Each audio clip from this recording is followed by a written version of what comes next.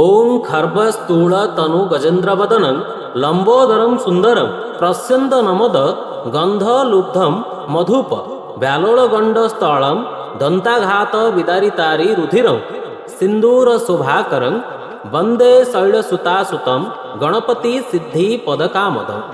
पौराणिक कथा अनुसारे थरे महादेव एवं माता पार्वती निज दुई पुत्र श्री गणेश एवं कुमार कार्तिकेयଙ୍କ ମଧ୍ୟରେ ଏକ ପ୍ରତିଯୋଗିତାର ଆୟୋଜନ କଲେ। ସର୍ତ୍ତ ଥିଲା ଯେ ଦୁଇ ଭାଇଙ୍କ ମଧ୍ୟରୁ ଯିଏ ପ୍ରଥମେ ସମଗ୍ର ପୃଥିବୀ ପରିକ୍ରମା କରି ଫେରିବେ ତାଙ୍କର ବିବାହ ପ୍ରଥମେ କରାଯିବ। ଭଗବାନ କାର୍ତ୍ତିକେୟ ତୁରନ୍ତ ନିଜ ବାହନ ମୟୂର ଉପରେ ବସି ପୃଥିବୀ ପରିକ୍ରମା କରିବା ପାଇଁ ବାହାରିଗଲେ। କିନ୍ତୁ ଶ୍ରୀ ଗଣେଶଙ୍କ ଶରୀର ସ୍ଥୂଳ ଥିବାରୁ ଏବଂ ତାଙ୍କ ବାହନ ମୂଷା ଥିବାରୁ ସେ ଦୌଡ଼ିବା ପରିବର୍ତ୍ତେ ନିଜର ଅଗାଧ ବୁଦ୍ଧି ପ୍ରୟୋଗ କଲେ। ଶ୍ରୀ ଗଣେଶ ସେହି ସ୍ଥାନରେ ବସିଥିବା ନିଜ ପିତାମାତାଙ୍କୁ ଏକାସନରେ ବସାଇ ସେମାନଙ୍କ ଚାରିପାଖରେ 7 ଥର ପ୍ରଦକ୍ଷିଣା କଲେ।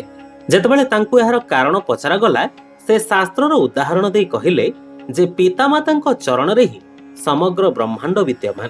ତେଣୁ ପିତାମାତାଙ୍କୁ ପରିକ୍ରମା କରିବା ଅର୍ଥ ପୃଥିବୀ ପରିକ୍ରମା କରିବା ସହିତ ସମାନ। ଶ୍ରୀ ଗଣେଶଙ୍କର ଏପରି ଅଗାଧ ପିତୃ ମାତୃ ଭକ୍ତି ଓ ବୁଦ୍ଧିମତା ଦେଖି ପ୍ରଜାପତି ବ୍ରହ୍ମା ଅତ୍ୟନ୍ତ ପ୍ରସନ୍ନ ହେଲେ ଏବଂ ସେ ନିଜର ଦୁଇ ଦିବ୍ୟ କନ୍ୟା ରିଦ୍ଧି ଏବଂ ସିଦ୍ଧିଙ୍କୁ ଶ୍ରୀ ଗଣେଶଙ୍କ ସହ ବିବାହ କରାଇଲେ।